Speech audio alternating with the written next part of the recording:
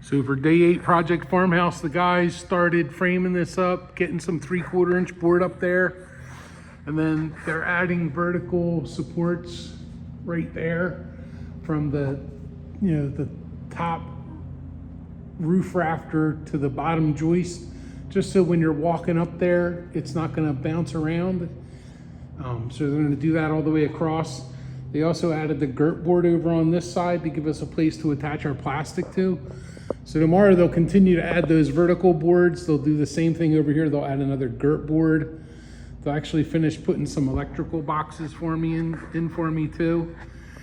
And then I got rid of this huge pile here. So, but I still have to go through it. I'm still not through it all. But I cleaned up, I made a nice metal pile. All this metal's gone. It's all in the trailer now. So I'm gonna make a run to Red Lion Metals and dump all this in one shot, rather than taking it in the open trailer, which I would have to unload by hand. And you can see I still got more hot water heaters to get rid of. There's 2 more up there, including a water softener. There's at least 3 more hot water heaters in the basement, at least.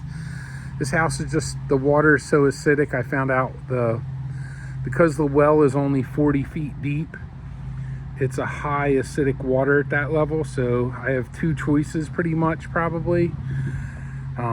Choice number 1, not necessarily in order of preference, would be to drill a deeper well and get to water that's less acidic. Option number 2 would be to install what they call a pH neutralizer, and there's a couple of different styles of that. There's one that fits in a big blue 20-inch filter can, but that only contains like 5 pounds of calcium carbonate or calcite. You'd have to refill that every 3 to 6 months, or you can get the big pH neutralizer tanks, a 2.5 cubic footer, and that would take 250 pounds of calcite, and then you would just have to add like 50 pounds per year to that. So if you add, on average, let's say the house uses 50 pounds of calcite to neutralize the acidity of the water, which is exactly what you would do for a pool to raise your pH. That would cost about $70 a year, plus the cost of the pH neutralizer tank. The 2.5 cubic foot tanks are anywhere from $1,000 to $1,500. And I would install it. I'm capable of doing that. But the other option is to drill a new well. I have to weigh, how much is a new well going to cost. I might get a couple of quotes just to see.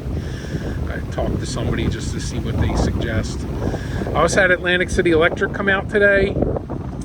They're not going to charge me to run a second line, but I have to do everything up to all they do is run the line from the pole to the eave of the house, and I have to do everything else.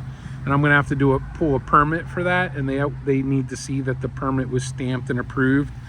So I'll dig a trench, I'll buy a new meter socket, I'll buy a service line, I'll have to run it up there, attach it to the top of the house.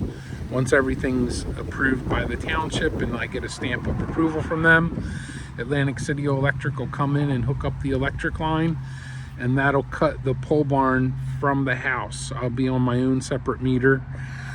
The other thing is it's trash night, I think, in Tabernacle, so I put a ton of trash out to the curb. And then I still have a bunch of stuff here to go through, so I'm going to come over tomorrow afternoon after work and start sorting through all that stuff. But I think I will be able to fit that in the container.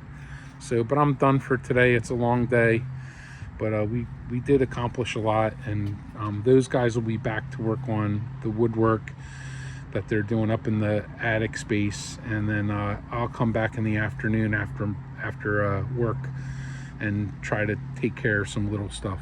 So yeah, there's another update for day 8 of Project Farmhouse.